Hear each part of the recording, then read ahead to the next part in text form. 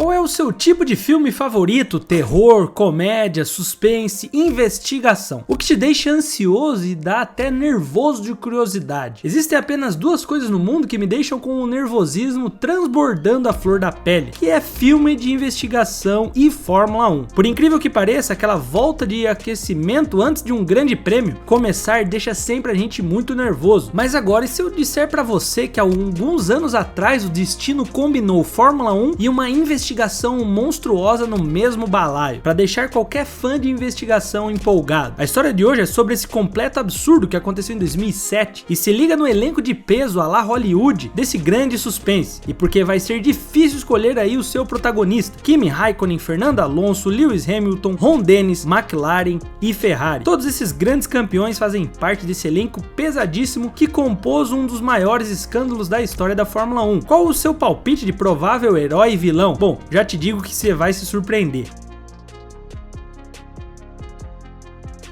O ano era 2007, após 2 títulos consecutivos da Renault em 5 e 6, a McLaren e Ferrari voltavam a brigar fortemente para o topo da Fórmula 1. A McLaren estava desde 99 na seca da tão sonhada glória do título, quando foi campeã com o finlandês Mika Häkkinen. Já a Ferrari tentava tomar de volta a dominância que durou 5 fortes anos com a lenda Michael Schumacher de 2000 a 2005. Essa foi a primeira temporada da categoria, inclusive sem o alemão. Mas com as polêmicas surgindo e a rivalidade comendo forte na pista, a saudade do heptacampeão ficou um pouco de escanteio no primeiro momento, já que Kimi Raikkonen, Felipe Massa, Lewis Hamilton e Fernando Alonso brigavam pelo título daquele ano. Kimi e Massa defendendo a Ferrari e Alonso e Hamilton pela McLaren. Alonso trocava a campeã Renault para a McLaren e Hamilton era apenas um rookie. Já na escuderia, Massa fazia sua segunda temporada pelo time, já Kimi vinha justamente da rival britânica para assumir o assento deixado por Schumi. Baita responsa. Os primeiros passos dessa grande polêmica começaram a aparecer depois da 7ª etapa daquele ano, que aconteceu em Indiana, nos Estados Unidos. Até então, a McLaren se mostrava favorita ao título com os 2 pilotos, já que dessas 7 etapas, 4 foram vencidas pela equipe inglesa. E mesmo que toda a rivalidade entre Alonso e Lewis que conhecemos estar nascendo na época, a dupla conseguia entregar solidez para o time. Embora as corridas se mostravam muito interessantes e imprevisíveis entre esses 4 excelentes pilotos, a maior marca que aquela temporada pode deixar foi na responsa desses 2 indivíduos que nunca pilotaram Fórmula 1 na vida. E quando eu lembro da temporada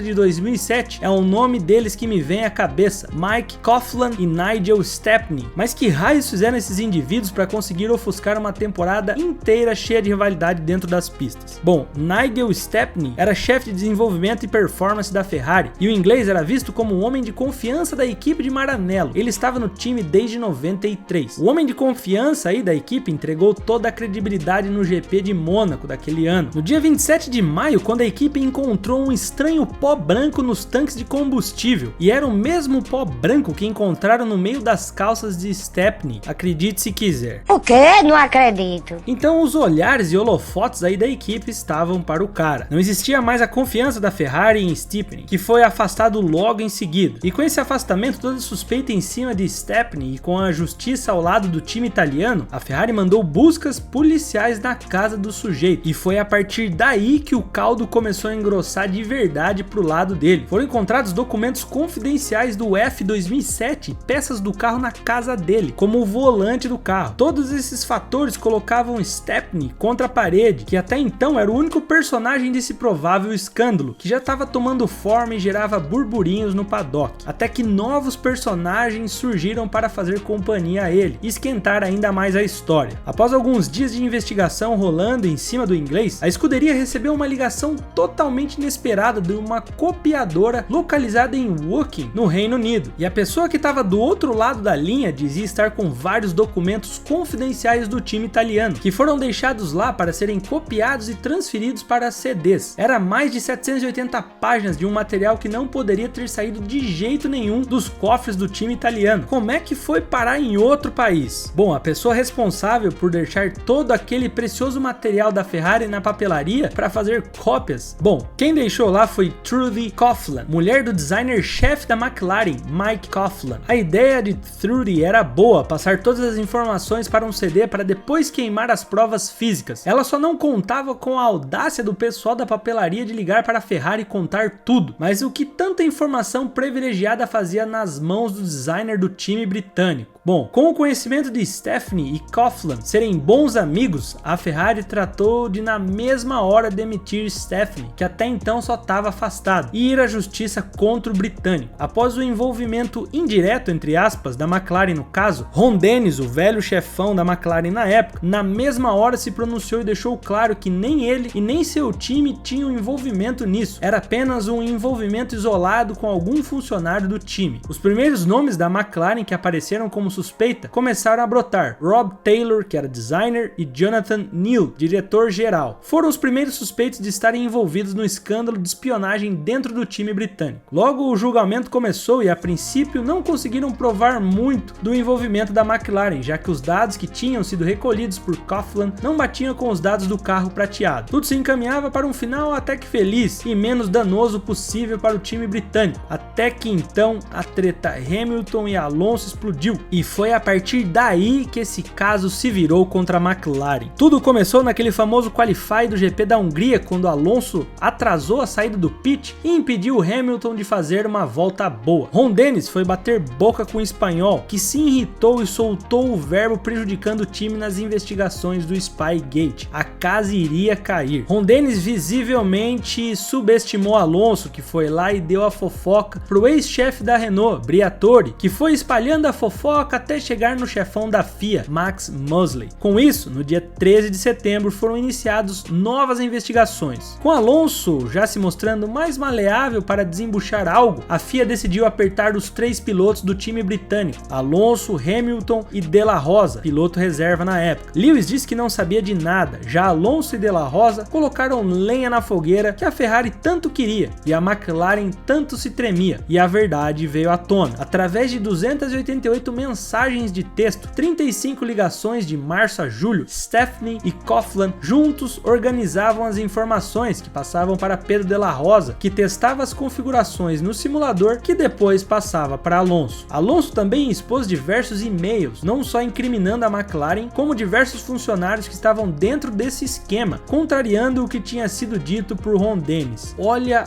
a bizarrice. Com isso, a punição veio, mas não espere muito: uma multa de 100 milhões de euros e mais a desclassificação no campeonato de construtores daquele ano. A FIA também tinha prometido fazer um pente fino no carro da equipe britânica de 2008, mas após um enorme pedido de desculpas, a FIA resolveu deixar pra lá. É isso mesmo que você ouviu. Aquele padrão máfia, né? Desculpa, FIA. Com o time em choque e sem muito mais o que perder nessa situação, eles tentaram puxar a Renault pro mesmo barco, alegando que o time francês também copiou a suspensão ali do carro. E embora realmente tenha sido provada uma cópia, no meio daquela bagunça toda, a Renault saiu ilesa. Outros 4 funcionários da McLaren sofreram punições individuais pela participação no esquema de espionagem. Bota a lista aí dos meliantes na tela, editor.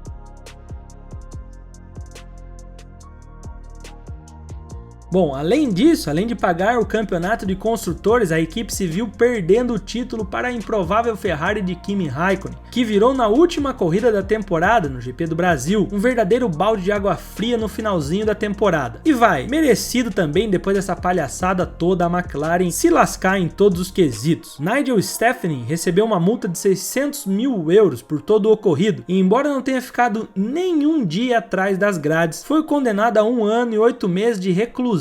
E aqui é a piada do vídeo: reclusão onde? Na praia, em casa, na casa nas montanhas. Eu sou ladrão, rapaz. Bom, no ano seguinte, daquela bagunça e após o clima impossível de manter os 2 pilotos na McLaren, Alonso acabou voltando para a Renault, enquanto Hamilton ficou no time e conquistou seu primeiro título mundial em cima de Felipe Massa, que ajudou ao menos a equipe de Maranello a levar o título de construtores daquele ano. O título de Lewis também foi o último conquistado pela McLaren, mas que recentemente está aí na boca do povo de novo, graças ao Crashgate. Será que teremos Felipe Massa nas justiças tirando esse título do 7 vezes campeão mundial Hamilton? Bom, não sei, já sei que tem muita gente chorando. Mas voltando ao vídeo.